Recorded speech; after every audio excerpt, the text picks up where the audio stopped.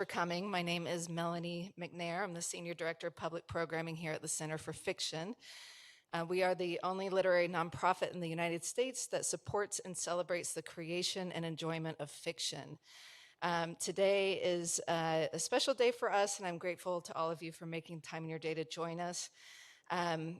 We know that stories cross all kinds of boundaries, language and territory, and et cetera. And this series, we try to find ways to connect. Our partners today include the Center for the Art of Translation in San Francisco and the American Library in Paris. And in both places, they have audiences who are also watching this. I want to invite them to our screen for a quick hello now before we get started. So I'll start with Leslie Ann in San Francisco, and then we'll move to Alice in Paris.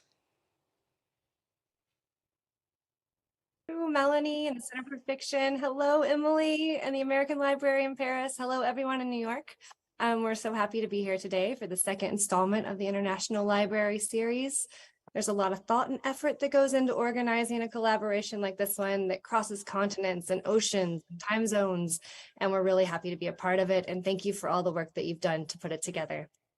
If you aren't already familiar with the Center for the Art of Translation, we are a literary nonprofit based in San Francisco, California, that champions literary translation and honors the work of translators. We're dedicated to finding new, overlooked, and underrepresented voices brought into English by the best translators and to celebrating the art of translation.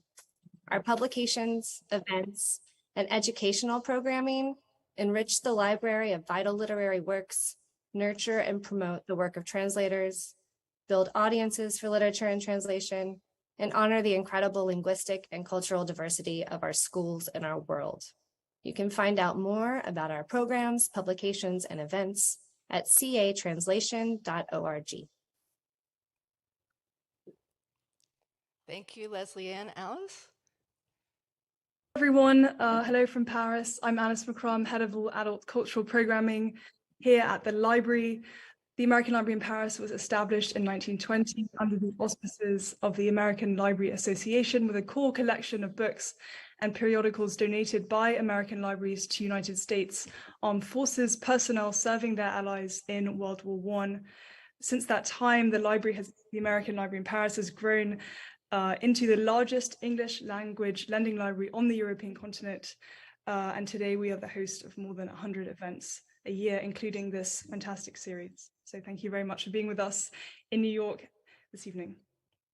All right, thank you both, and thanks to all the audiences who are watching both in San Francisco and Paris, and I know there's some other people scattered around. Let's see. We are going to have a Q&A today, and so that the other audiences can hear. If you're here, raise your hand, and somebody will bring a microphone to you. I think that's all of my housekeeping announcements. So let me introduce our guests. Carmen Bollosa is one of Mexico's leading novelists, poets, and playwrights. She has published over a dozen novels, two of which were designated the best novel published in Mexico by the prestigious magazine Reforma. Her second novel, Before, was also renowned Xavier Villarrutia Prize for the best Mexican novel. And let's see, she is also a poet, playwright, essayist, cultural critic, distinguished lecturer at the City College of New York, and her books have been translated into Italian, Dutch, German, French, Portuguese, Chinese, and Russian. And joining us today is her translator, Samantha Schnee, is the 2023 National Endowment of the Arts Literature Fellow in Translation, supporting her work to render Bollosa's Gijon Prize winning novel, and I am going to let them talk about that because I don't know how to pronounce it.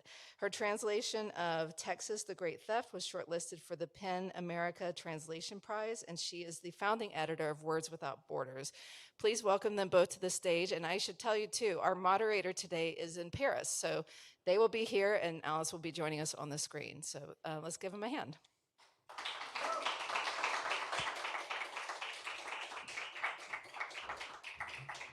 Melanie, can you hear me all right?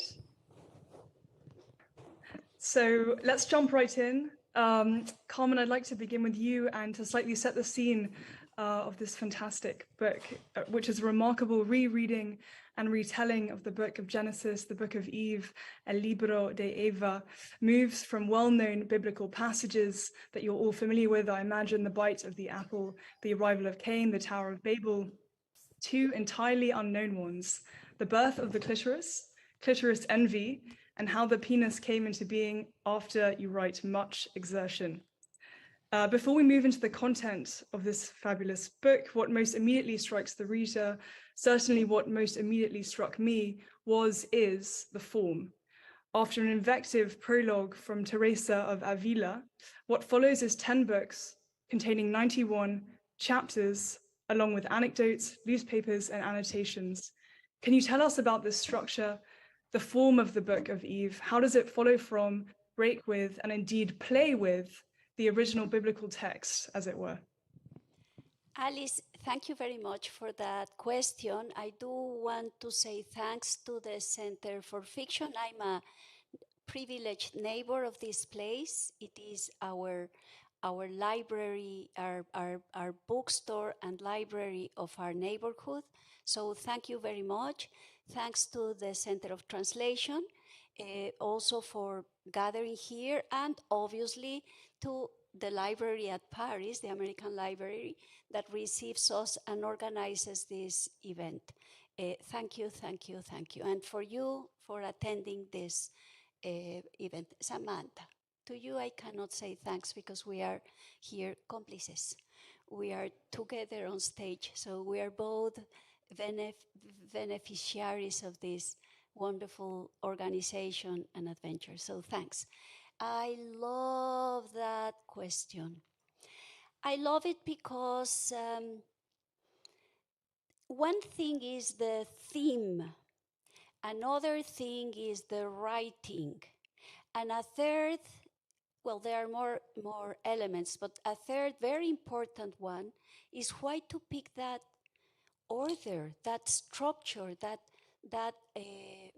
way of telling the story, besides the tone, besides the language, besides the voices that appear there. In reality, what I wanted to do was a little bit mock the original structure of the Bible as a book that compounds so many myths and so many stories and so many versions of them. So I wanted to do something that could capture the respect for this desire to put in words, in written words, in printed words, a myth that is for us a reference and that is for us also a space of disagreement. I really disagree with that mute Eve. I disagree with that passive idea of the first female character. I detest the idea that the only decision she ever takes in front of our eyes, in the narration, she takes it wrong. So I wanted to do, again, the way those texts are done, meaning I was not the authority, it was not my voice, it was Eve telling, and obviously her daughters, that they are the daughters of this version of Eve, meaning they don't say, yes, mama, but they say, no way. So those voices responding, contesting, sometimes agreeing, and not only them, but the others that come forward and give their own versions. Also, if it happened to be, as I wanted it to be, a very old version of Eve, because my point of reference, yes, partially was saying no to that iconic Eve, but mainly was saying yes to all the previous versions of Eve that existed. and that we can read in the Ginsberg translation, and that are compiled by Robert Graves and Patai in the wonderful book of Jewish myths. So I wanted it to be respectfully a gathering and a retelling the story of Eve, that version of Eve told by her, but synchronizing. I said mocking, and it's not really mocking, it's my English that is so faulty. It was like being a shadow of the way those stories were told. This says that, no, the other one says that, no, the other one says that, no, the other one says that. And they come together in the same book. In the same book, and there is, in fact, one authority, not the author, Eve. She is the one that goes forward with her own story, while all the others say, no, absolutely not. Now, I stumbled with this idea of doing it this way, and organizing was another thing. It was a very difficult crowd of voices to guide. I needed a tone that could make a novel. I needed the organization of all these voices saying no to each other or whatever it was. So it was more on my ear, and it was more on intuition, and that other sense that a writer has of how the story should go, because I couldn't have just, yes, the line was the same the same story as the Genesis. That's the line, the main little line, but then all these counter stories appearing. It was an intuition. How could they make, in fact, yes, something is happening, and it's not, it's the voices of that are saying no to Eve. That's it. They acted again. You see how difficult it is? They showed how difficult they were to rule. And then finally I found like a way to thread them. Before that, I tried through readers of the text, and the only that remains is Santa Teresa de Avila. She's the only reader of all the readers I had. I had these women authors that I adore through the centuries that in reality make a different canon of the one we are accustomed to in Spanish, that have been for me a passion where I teach, that is at Macaulay Honors College at CUNY. And there I have them all, and I made them Santa Teresa, María de Sayas, Sor Juana Inés de la Cruz, all these, Carolina Coronado, from Spain and from all the Hispano-America world. I had them telling how they reacted to the story of Eve. But that didn't work, because that didn't give me a novel. That gave me more chaos. It was them reading what I knew that existed, but we didn't see that. So I wrote what they had read, to say so, and that's the book. If that was coherent. That's absolutely coherent, and you raised happily a lot of points that I hope that we'll return to over the course of the conversation. And I note to both of you that I know that you want to do a reading at some point. So if something that I ask, or if something that one of you is saying kind of prompts that reading spontaneously, please feel free to go ahead and do it. Samantha, I'll go to you, and just also so we're clear what the kind of structure of this is, I'll move between Carmen and Samantha, talk about the book, and then talk maybe more about the translation of it. It strikes me, Samantha, having done a bit of research, that this is not the first work of Carmen's that you've translated. Given that you spent much time with Carmen's work in her mind, capturing her voice in different forms, what did you kind of most notice? What hit you when you first encountered this text? Thank you. It's great to meet you, and I think your questions are fantastic. I think when I read this book, and I've worked with Carmen since 2006, when I translated an excerpt from a book called La otra mano de Lepanto, which is very Cervantian in nature, and the language is a bit Cervantine, I think, as well. Over the years, I've translated some of Carmen's poetry, a screenplay, book reviews, essays, introductions to monographs. So there's a whole range of styles and registers there. But I think that Carmen's writing is very distinctive. You always know that you're reading Carmen when you're reading Carmen. And in this case, what struck me the most was, of all of these things that I've translated, it was almost like I was reading science fiction, because I found myself in a Garden of Eden and at the top of Mount Ararat, which is not named as such in the novel, but we all know where we're supposed to be, that I had never even conceived of before. And that, for me as a reader and as an editor who's done a lot of reading over a lifetime, was incredibly exciting, because it's not, you read a lot and you get to a point where sometimes you feel like you're reading the same thing over and over again, maybe different kind of flavor, but similar material. And that's what I really love about translating your work, Carmen, is it's always an adventure, and I never know when I start where I'm going to end. And that's true with the Book of Eve as well. I didn't, it's not predictable. I didn't know where the journey was going to take me. But I mean, it's quite volcanic in the beginning. And we did a little video for the Sant Jordi Festival that Carmen actually did herself. And it's an incredible depiction of the birth of Eve, and slightly different from the book. And in the book, she's not born out of a volcano. She's also not born from Adam's rib either.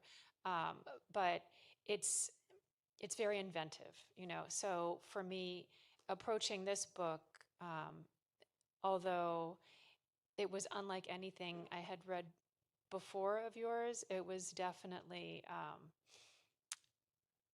more adventurous in that sense, just the wildness of the imagination that went into particularly those opening passages. Thank you. Yeah, we're going to get to this kind of wild language and these wild images very shortly. I wanted to go back to a point, Carmen, that you made in your introductory remarks about essentially the kind of lineage of Eves that you were studying, because the through line of this conversation in some ways, and certainly of this series, the International Library, is translation, literally meaning a kind of carrying across. I suppose, how do you understand, I mean, you mentioned that you had done kind of different studies on this tradition, but how do you understand your version of the biblical source text, given that you grew up in Mexico with devoutly Catholic, very religious parents? Who kind of was Eve for you, and what was the book of Genesis for you, not having studied, but just as a kind of person in the world growing up in this environment? I think that all novels, at the same time that let's say that a writer writes always with several pens at the same time. One of those pens is your childhood. There's no way a writer can get rid of its childhood. Or that's what I feel. Maybe because the closest to me writer I have is myself. But I adore other writers and I read them with care. And there's no way they can escape what you learn as a kid. So I have that in my appreciation of the Eve I fight against with. Why? Because I heard her story 100 times, because she was a parameter of what was to be a female, because she was a done deal, she was a fact. There was nothing to complain, because she was what she was.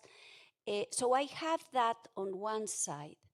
And possibly that made me fight, but that's only one pen. Another pen of the writer is done of the moment that is happening around him.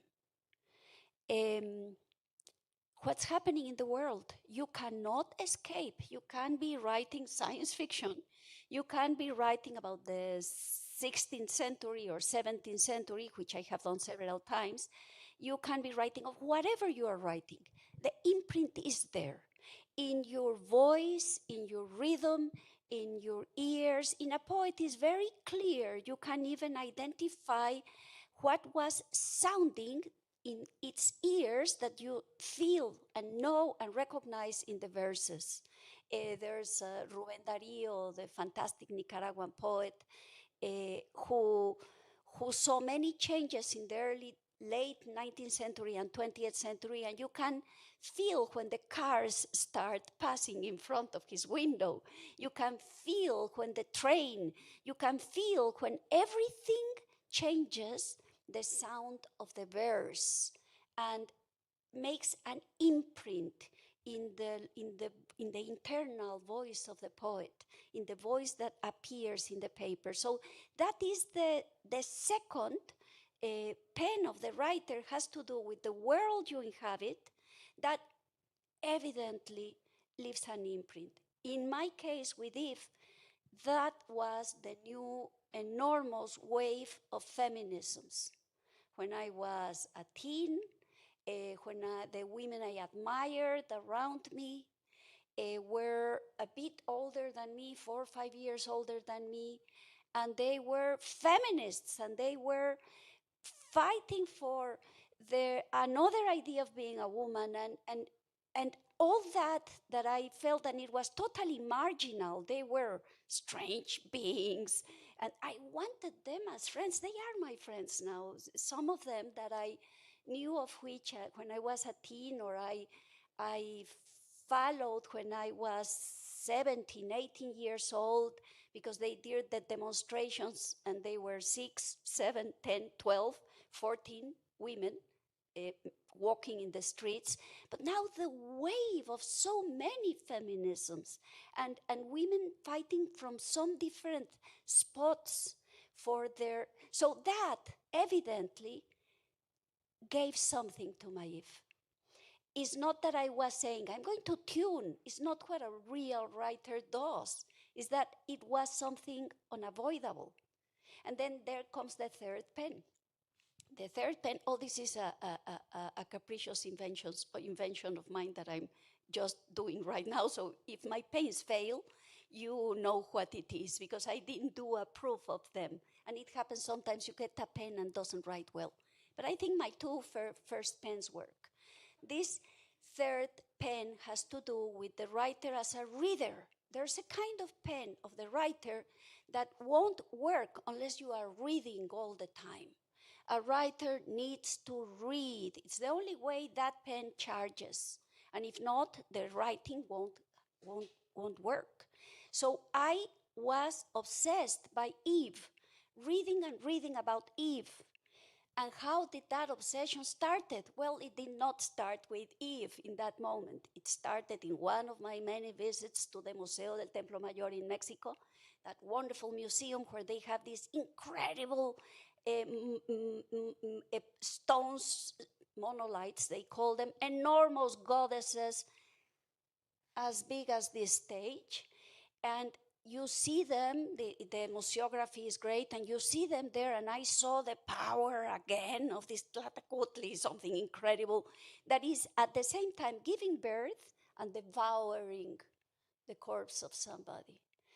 And I was looking at that and saying, well, those goddesses, so fierce, and they are, yes, life, and yes, death, and danger, and a challenge, and creators, and they are benefactors, but they also have this.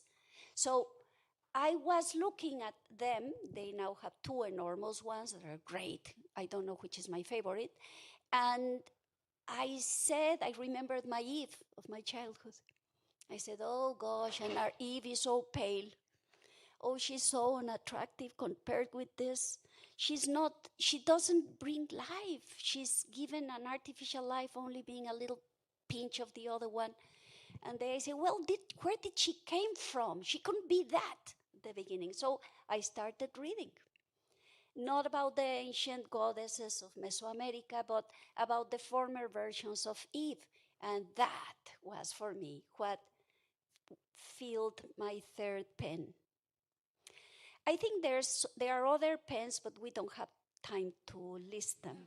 But I do think that a writer, in order to make a complete page that works, that has power, that has a dimension that really matters in a literary text, it's so full of layers that evidently needs several pens of the writer to work.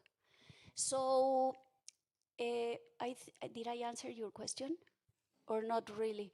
Well, I used all these pens, and also when I finally heard her voice, because I wasn't sure what I was going to do. I didn't know if it was only, as it happens sometimes, and that's another pen of the writer, that you many times, you do little, or my kind of writer, I have curiosities, I find out, I do my research, I struggle with the theme, and it doesn't work for a text. Or I give a lecture, or I give a course, a seminar, but it won't land in it. But here, when finally Eve started speaking, that was kind of miraculous, as it happens in novels, that suddenly you listen the voice, when I had already said, no, this doesn't work. Tried with my women authors, no, this doesn't work. I was sure that book was not going to happen. And then I heard her speak. She spoke to me one night, and I became her secretary. I was writing her, and then the ones that were contradicting and all that work that wouldn't have happened if I hadn't filled my former pens. And that was a lot of fun listening to her. And the tiles started falling differently. Yes, she didn't want, but I kept the chord of the Genesis. I wanted that story, the basics. I wanted it. But everything started being different. And I think that was the section we decided to read. It is when we see what happens to her two male sons. They could not be as they appear in the Genesis. There had to be other story there. Also, obviously, has to do with my own sensibility. How come the brother that killed animals and put them in the table was a good one, and the brother that cared of the seeds and was planting and producing greens was the evil one? It made no sense. Besides, he's the founder of cities, so the Cain version for me, but it was not me. It was the logic of the Eve story, her own version, that made me land here. And I'm going to start reading in Spanish, and Samantha will. We are going to divide it in paragraphs so that you don't fall asleep, supposing you are not yet asleep. This is portion 66. I wouldn't call them chapters. I know.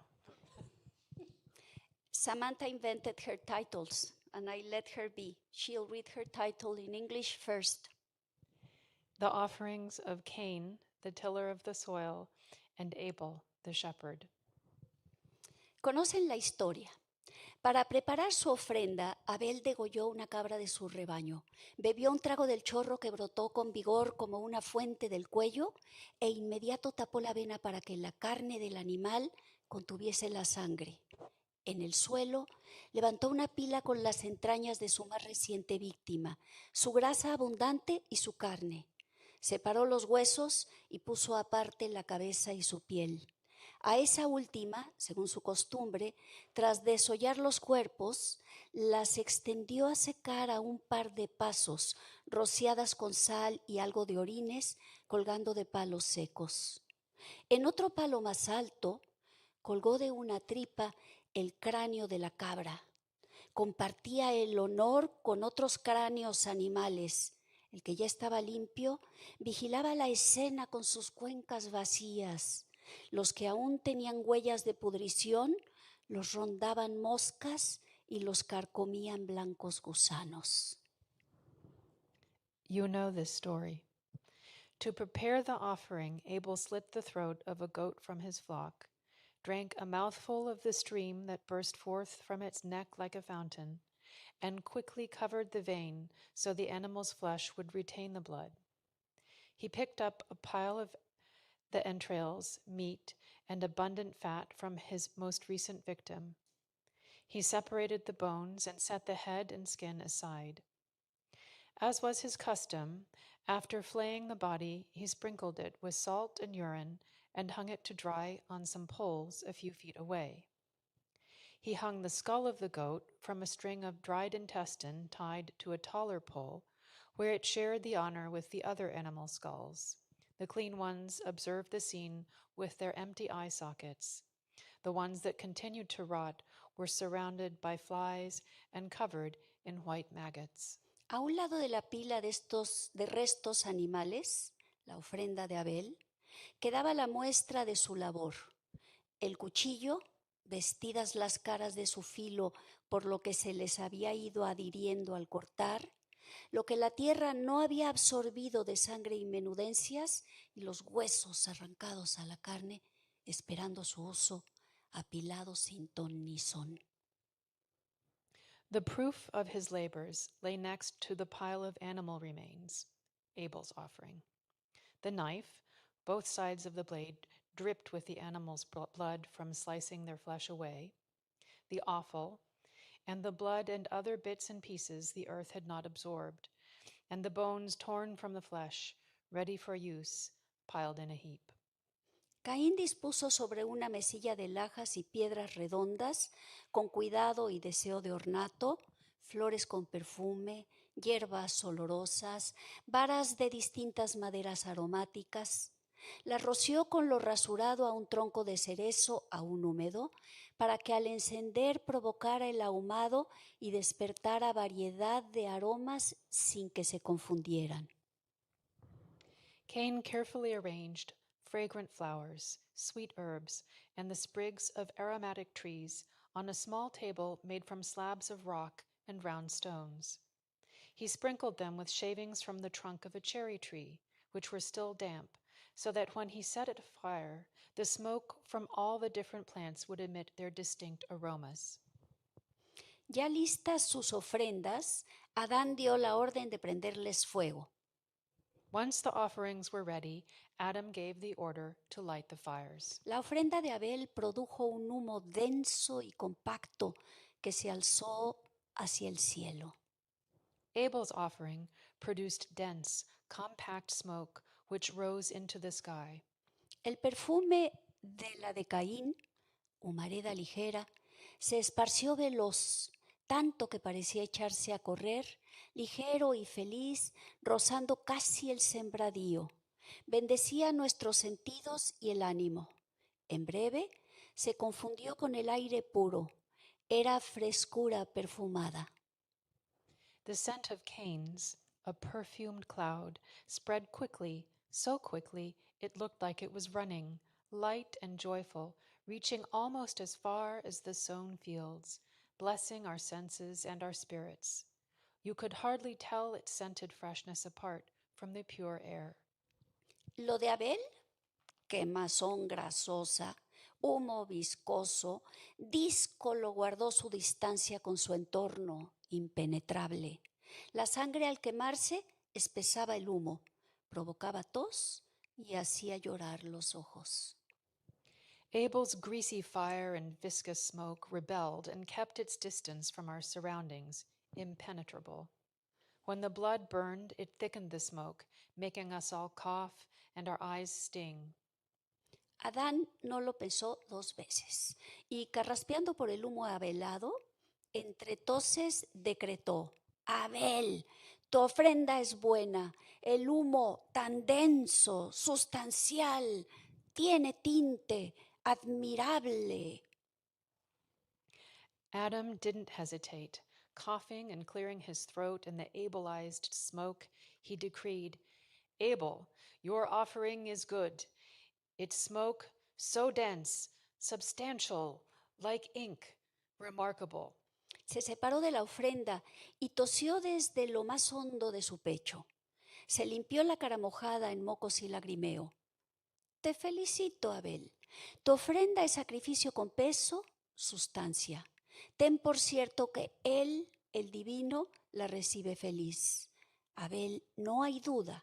Él acepta tu sacrificio. Has comprendido el apetito de oración y lo que exige su divina persona. He stepped away from the offering and coughed deeply. He wiped the tears and snot from his face. I congratulate you, Abel. Your sacrifice has weight and substance. You can be sure that he, the Divine One, is well pleased. Abel, there is no doubt that he accepts your sacrifice. You have understood his desire for oblation and what his divine being requires. En cambio, lo tuyo, Caín, lo tuyo es de guasa. No tienes vergüenza. Echaste al fuego pura hierbecita, nada vivo, nada que pudiera llevarle algo de agrado al que no tienes derecho a nombrar. Que no tienes respeto. Él detesta tu ofrenda, él la rechaza. No has alimentado al fuego con viveza, ni le has dado lo que muge, lo que ladra, lo que ruge, lo que se desplaza, lo que vuela, lo que no tiene raíz. Le ofreciste silencio, y en silencio él te responde: no, no, no, Caín. Ofreces sin sacrificio, sin entrega. El tuyo es un rezo hipócrita. But yours, Cain, you must be fooling. Are you not ashamed? All you offered on your fire was grass, nothing living, nothing that would remotely please the one you have no right to name. Have you no respect? He despises your offering. He rejects it. You have not fed your fire with spirit. You have not offered anything that lows, barks, roars, moves, flies, nothing that doesn't have roots. You offered silence, and he responds with silence. No, no, no, Cain. You have made no sacrifice. You haven't given anything up. Yours is sheer hypocrisy. Por esto, Caín, tu ofrenda no sube a las habitaciones celestiales. Por eso es rechazada. That's why your offering, Cain, doesn't rise to the celestial abode, and that's why it's been rejected. Abel echó a reír henchido de orgullo y satisfacción. Me burlo que me burlo de ti. Ni levantas humo ni levantas nada. Tienes un pene que da pena. Búrlome, búrlome. Ahora te chupa y ni así te aupa. Búrlote. Ahora chuparame. Abel began to laugh, swollen with pride and self-satisfaction. Yes, I'm laughing at you. You can't get your smoke to rise or anything else. You have a pathetic penis. It's pitiful. Even if Ada sucked you, she couldn't fuck you. Ada will suck me and fuck me. Caín perdió los estribos. Cállate, cállate. No menciones el nombre de Ara. Cain went wild. Shut up, shut up. Don't say her name. Adán lo cabreó. Chupará. Ara me la chupará. Adam provoked him further. She'll suck mine. Ada will suck me. Abel empujó a Caín, tomándolo por sorpresa, se cayó. Abel y Adán lo señalaron así en el suelo y se burlaron de él con: lo tuyo es de mujeres. Mujeril, Caín mujeril, siembra semillas. Tu pene es mujeril, tu pene es un rabito. Tienes rabito mujeril. Abel pushed Cain, taking him by surprise, and he fell. Abel and Adam pointed at him on the ground and continued mocking him. You only do women's work. Girly Cain, the seed sower. Your penis is girly. Your penis is a coquette. You've got a girly coquette. Aún tumbado en la tierra, enfurecido, Caín se levantó y amenazó a Abel con el puño cerrado de su derecha. Cállate la boca o te zorrajo esto. Rising from the earth in fury, Cain threatened Abel with his right fist. Shut your mouth, or I'll get you with this. Rájame, rájame si puedes, que no soy Ara. Go ahead, fuck me if you can. I'm not Ada. Caín no le contestó. Giró a sus espaldas y mientras seguía a Abel con sus burlas, igualito Ara, pedazo de mujer, arrebató al cráneo, que seco había quedado bajo el sol, su quijada. La asió firmemente y la zarandeó frente a Abel, que decía: a tu Ara yo ya le he comido la raja. Ándale, raja, raja. Alzó Caín su brazo, dio un salto y asestó con la quijada un golpe a Abel. Bastó para tumbarlo y desnucarlo. Cain didn't reply. He turned his back, and as Abel continued taunting him, exactly like Ada, you really are a girl, he grabbed the skull which had dried in the sun, holding it tightly by the jaw, and shook it at Abel, who said, I ate your Ada's cunt. Hear that? Cunt, cunt. Cain raised his arm, jumped, and struck a blow at Abel with the jawbone. It knocked him to the ground, breaking his neck. Si Adán tuvo razón, la pestilencia fue grata a su él divino. En cambio, el perfume de la flor seca, la semilla, la fruta sazonada, las hierbas, bañadas por las húmedas astillas de madera de cerezo, habrían sido rechazadas por él. En ese caso, vaya extraño personaje, ese divino que prefería el hedor y el humo irrespirable a los aromas que reconfortan el alma. Haya tenido o no razón Adán, la tierra vio caminar hacia otros lares la sensatez. Ella supo antes que yo que todos seríamos peregrinos de ahí en adelante y que a los hijos de mis hijos serían bestiales. Bien había hecho en temernos. Fin del libro sexto. If Adam was correct, the stench had pleased this divine hymn, whereas he had rejected the perfume of the dried flowers, seeds, ripe fruits, and herbs, all covered in the damp shavings from the cherry tree. In which case, what a strange character this divinity was, to prefer the stink of unbreathable smoke to those scents that lift the soul. Whether Adam had been right or not, earth witnessed common sense depart for other lands that day. She knew, well before I did, that we would all wander from then on, and that my children's children would be brutes. She had done well to fear us. Thank you.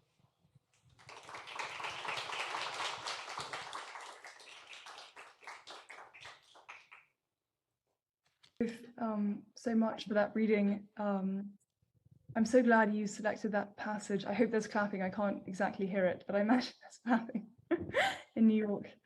I suppose it struck me as you were both reading that certainly the New York audience wouldn't really be able to listen to that passage without being transported back, only a week to New York under noxious orange smoke coming down from Canada from the Canadian wildfires. So as you were saying, Carmen, this kind of age-old story takes another point as it relates to contemporary issues, increasingly really urgent issues. And I'm glad also that you raised this point because I read this passage because it gets to a point that I wanted to make precisely about the environmental crisis, because I think not only can one not read that passage and not think about how it sets us off in the wrong direction, but certainly the Tower of Babel increasingly seems so prescient for the state in which we find ourselves. And so I think if you wouldn't mind, I'll just read briefly from chapter 88 as a way to maybe conversation with the passage that you just read, and then maybe we can talk about how you read this book and certainly, or wrote this book and translated this book in the context of our very destructive kind of masculine, testosterone-fueled, violent relationship to nature. So you write, what she had known from the beginning was proving true. The hordes of humanity would strip her bare. Arrogant, they continued to build upon her service, ignoring her. And if there were thousands now, they would eventually be millions and billions, trillions. Every inch of her would be popular. Since she was the angriest, she decided to take action. It was easy. All she needed to do was jump and tremble a little, just for 3 minutes. Maybe the apotheosis of the passage that you just read in the story of the Tower of Babel and how it just resonates so kind of uncomfortably, poignantly with today in 2023. I think that if we are what the version that was accepted as the sacred one, because it was not, as I said, always the same one. When it was accepted that by in the Catholic side by the Concilio de Trento, when Teresa de Avila was alive, that's why I also have her there. It's really a decision that implies, that means that we are not earth beings. We are Edenites, Edenitas. We are from Eden. And if we are from Eden, it's kind of comprehensible. We really don't treat nicely earth, because earth is a punishment, the earth. And that partially explains our kind of psychotic relationship with nature.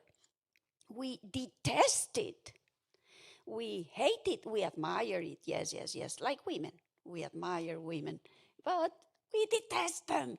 So it's a thing that is told there.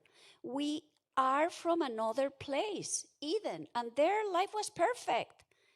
This is a punishment. Work is a punishment. Having children is painful. All is that's said. I mean, I'm not lying. It's a foundation myth of our culture, and that is kind of terrible. So yes, it implied. I mean, when the tiles were falling, it appeared. It's not that I had thought of the Edenites' condition of human beings before writing the novel. Also, writing a novel is a discovery. It was a discovery for me. I didn't plan Cain and Abel were being like that. I didn't plan. That was not a plan from me before. It was happening in front of me. Eve told me, and she's right. So yes, I'm glad you brought the Babel quote, because it's a bit in that line. Yeah, I wanted to just make two very quick points just to kind of explain the whole expanse of this book before we turn to audience questions, which we're doing right now. First, just to really highlight how much I think, Carmen, you recuperate and celebrate the sensual sensoriness of life in the body, life in the world, a life of tears and laughter, dreams and curiosity, a life of dance. The apple's flavor awakened my taste, my hearing, my smell, my sight, my consciousness, you write. Biting the apple, crying from cold laughter, laughing, dancing, we were becoming what we are. And I think the other brief point to make for those of you who are still on the edge about whether or not you might buy this book, which you absolutely should, is that just how powerful these stories that we all inherit are. And this is a point that you make again and again throughout the book, the importance of words, the power of the dominant word. Of Cain's exile, you write, he took the most precious thing with him, words. With those words, he took my memory too. And towards the end, you write, the stories Adam invented had triumphed. And therein lies the power of the word. It shapes mankind, their customs, their communities. Words don't just say things, they do things. And so clearly this book is a kind of recapturing, a seizing of all of these words and a rewriting. And it's very powerful because, as you say, they have real action. So thank you. Thank you. Thanks so much for the careful reading. And we heard you read it in English and in Spanish. So just I wanted to make sure that I wasn't missing anything. So Melanie, should I ask the questions on Zoom, or should how do you want to do this?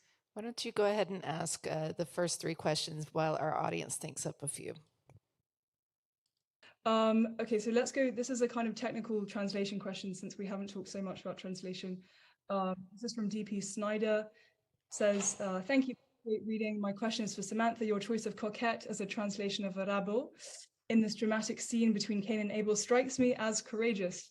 Do you debate with yourself a lot before introducing a rather arcane word like coquette into a translation? The answer is yes. And, I have to say, reading that dialogue out loud with you, I think it was almost impossible to translate because of some of the wordplay that is in the original.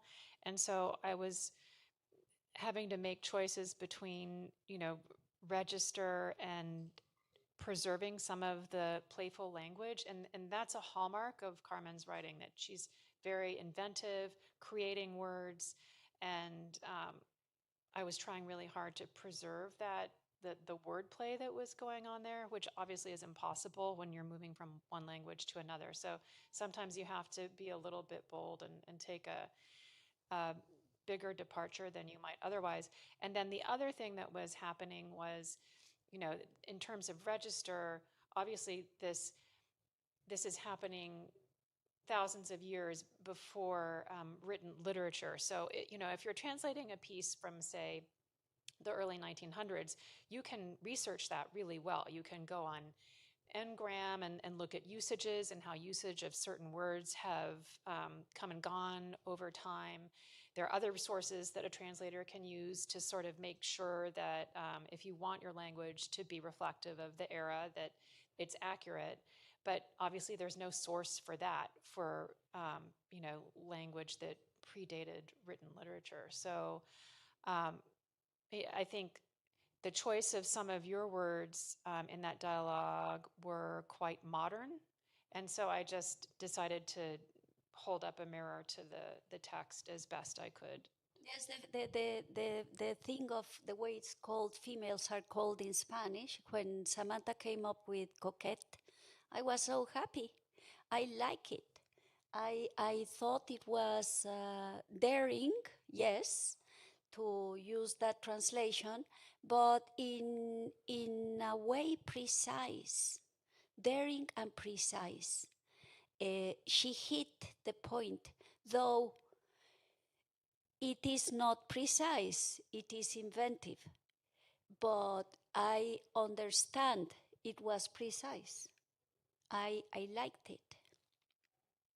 And that's why I like working with Carmen. I know a lot of translators say I only work with dead authors because I can't deal with a living author correcting my work. But for me, part of the fun is the dialogue and being able to discuss choices together, particularly when I'm thinking about taking a leap of faith and doing something that's a bit more bold than I might otherwise do. I feel more comfortable knowing that I can consult with Carmen.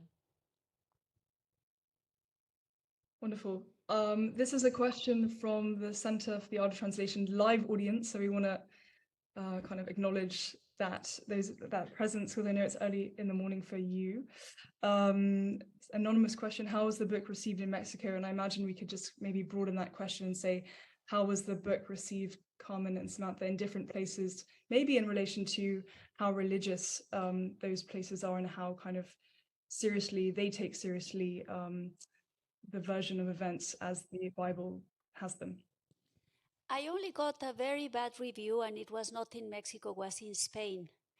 And it was a non-review because she didn't read the book. She was talking of another one. She was given the book to review together with another one, and she only said one line, "This book is so bad." And I understood I had touched a nerve that she couldn't read the book. I mean, really, I mean, past the pages, because one thing is to read and another thing is to really read. And I think she didn't even pass the pages.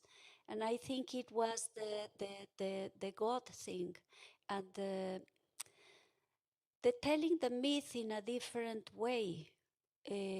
Because it is, in fact, I mean, I understand it comes from a sacred text, but it's a sacred text that humans have shaped and changed through in many ways till it was decided it was that one that, by the way, has to do with the shaping the way the Western world is now, and the rest of the world is shaped now, but the empires, etc., all that we can say. I'm not going to stop there. And it holds that order, especially the part of the Genesis. It's a very important portion, not because it's the starting point, but because it really it that's why they debated so much in that council. Which way do we go with this text, with this other one? Because it meant a lot. So in Mexico, I didn't get bad reviews, and unluckily we had pandemia in that moment, so I didn't have the direct contact with the readers. That was a pity. What Carmen's not telling you. There was like not a thing about me touching a religious hurting that way. Maybe they already know I'm kind of heretic. And Well, they just don't read me. But it was shortlisted for the Marios Vargas Llosa Biennial Yes, Novel Prize. it was so- shortlisted. It was one of the last 5 novels listed for that, and it got readers, and the reviews were very good. So it was not disposed, except for that reviewer that hurt me, because she likes authors I like from the 19th century that are normally despised by everybody, but I love. And I read her reviews because she talks of those authors of other times that I like. I eat different kind of writers with different gods, each one of them, and I like them. It's a dangerous territory when you're dealing with the sacred Yes. text. Some people take that very personally, Yes. and if you shake the foundations of their beliefs, which I think this book is capable of doing, that can be very upsetting. And some people wouldn't. I'm 100% certain. Evangelical Christians, like, I didn't want to go there because I do believe it would end up on banned book lists, and we have a problem with that in this country right now. So Yes, I know. I'm very much aware. Thank you. This is a question from Sophia Samatar, who says, I love what Carmen said about the writer's pens, and I'm wondering about the translator's pens. Samantha, what do you read when translating? Does it shift with the author? What did you read while translating this novel? when I'm translating a novel, I really try hard not to read anything else because I have to have the voice in my head.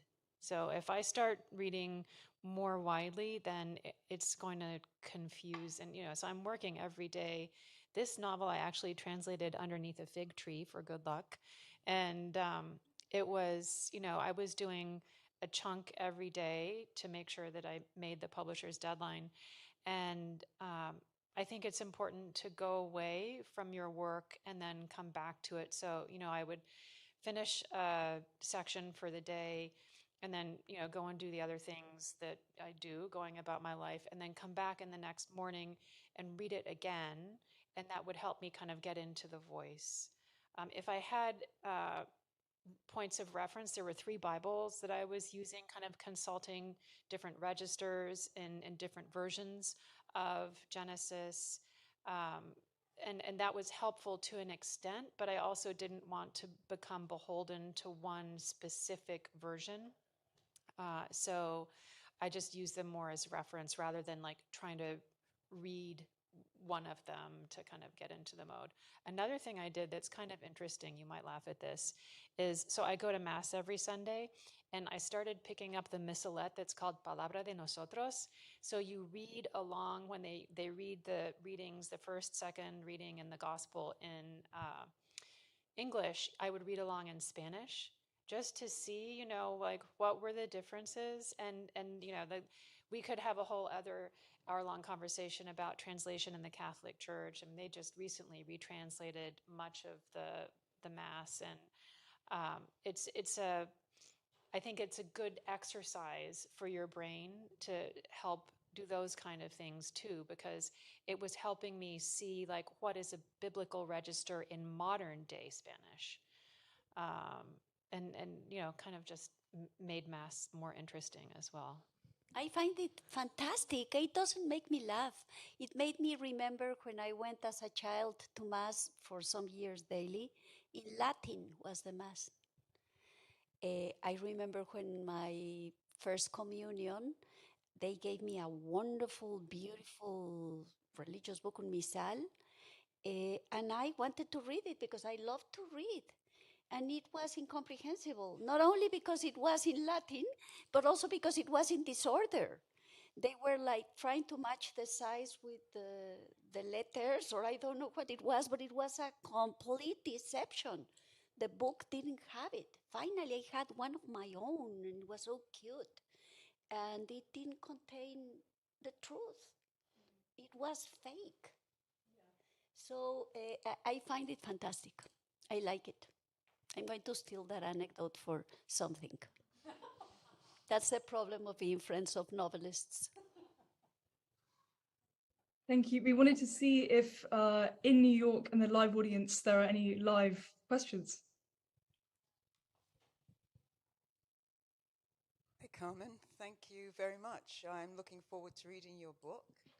I was interested, since you're right, we said it was a sacred text, quote unquote, and you said Eve came and decided that she had something she wanted to say, or she wanted to take a certain level of control of the story. I wondered, from that perspective, what Eve's intentions were, because I know when a character gets in there, they've got something to say, and they're not going to go unless you completely ignore them or let them say it. So I was curious what Eve's relationship to the sacred text was from her point of view. She says that it was born from the lies of Adam's lies. Adam has his own version. It's a version that he makes grow out of A, fear, because he's a real Edenite. He didn't want to leave the Eden, A. B, and he has fear. She doesn't have fear. She wants to see what's there, especially when she sees a bit of the earth. She says, wow, this is the real thing. The Eden is like frozen, and this is the real thing. So she wants to go forward. Adam doesn't want to. He wants to go back. And then comes the angel, and the angel she steals the fire from the angel. And she wants to go. She's a daring character. He's an Edenite. He really wants to be there. That's one thing that makes him build his theory. And the other thing is that he can't have babies. When they come out, they are like Ken and Barbie. They have no genitals, no genitalia. By the way, I think they were painted like that when I was a little girl, because I had my Barbie, who had no genitalia, which was perfect. She had tits, that was enough. And then I saw Eve and Adán and Eva painted, portrayed here and there, and they had like no genitalia. They had no bodies, to say so. So she can have babies and he can't. And they try to, before she trying to, because it's like they build their own body. That's what happens during the novel, how she makes her own clitoris, eating the seed of the apple that she has saved in her little vellitos de la axila. Aha. She's kept it there, and then she eats it, and it falls down and opens it, and then she has the seed of pleasure too. And then he has nothing, and he starts trying to have one, and he gets it. And so they try to have a baby differently from the animals that they have observed, but it doesn't work. They do try to host the baby differently. So she hosts the baby and he can't stand it. It's not only the envy of the clitoris, it's the envy of the motherhood. And she doesn't, her great mistake in the novel is that she doesn't make him participant of the adventure. Yes, he's furious, but there are many ways to make a man happy. And she, especially she's a wonderful cook. She's the house. She has joy in life, but she doesn't do that. What she does is she gives him their second son, and Abel grows under his versions. He starts telling the story differently. She lies. This is what happens. So that's what she thinks of the sacred text. Now, it's interesting what you pointed, because I grew up in a very religious environment. Unusual for Mexican Catholicism that is not radical. Normally, yes, we had a religious war, but normally it had to do with many other things. Normally, we have a more relaxed attitude towards religion. And normally doesn't exist. Well, or that's how I grew up. But in my family, they were radicals. They were fanatics. And I grew up there. We were a missionary family. I grew up there. I went I had like a really Catholic extreme. So when my mother dies, my family everything goes difficult. And I feel I am a writer. It was like I had read so many saint stories when I was a child that suddenly I was illuminated. I had written some horrible things, as happens with people that are trying to learn to write. And I already felt I was 15 years old, and I was illuminated. I floated. I had been touched. All that is very Catholic. And yes, evidently, I say, and Eve came to me and she spoke. It's like something appeared, the Holy Ghost appeared, and then I am there. Yes, in fact, it happened. So in reality, I'm deeply the daughter of my childhood. I can't avoid it. And that's what I am. So she spoke, and she started telling her version. And first I said, this is ridiculous. How do you think you can write this book? This is ridiculous. And she went forward, and I went after her. And this thing that always happens in novels to me, that I feel I don't invent it, I discover it. It was there already. So the only thing is, how don't I destroy it while I peel the detritus around? So I'm there like an archaeologist, which I wanted to be as a little girl, like an archaeologist trying to, and the body is alive. Wow, it's wonderful when finally that happens, writing a novel. It's a thrill. It's a Catholic thrill. Thank you, Carmen and Samantha, so much. I'm sure Melanie will wrap up in person, but certainly from the American Library in Paris and the Center for the Art of Translation, I certainly had a lot of New York City envy while talking to both of you and being with the in-person audience and audiences across the world. This is an amazing series and such a testament to maybe one of the only good things about the 21st century, high-tech technology, although that could also be an event in itself. Have a lovely evening, afternoon, morning, and thank you very much, and take care. Thank you. Goodbye. Thanks, Alice. Thank you, Alice. Thanks, everybody, for coming. The books are at the bookstore, so you can go get them, and then just come back in this room. I'm going to bring Carmen and Samantha around here if you want to chat with them for a minute.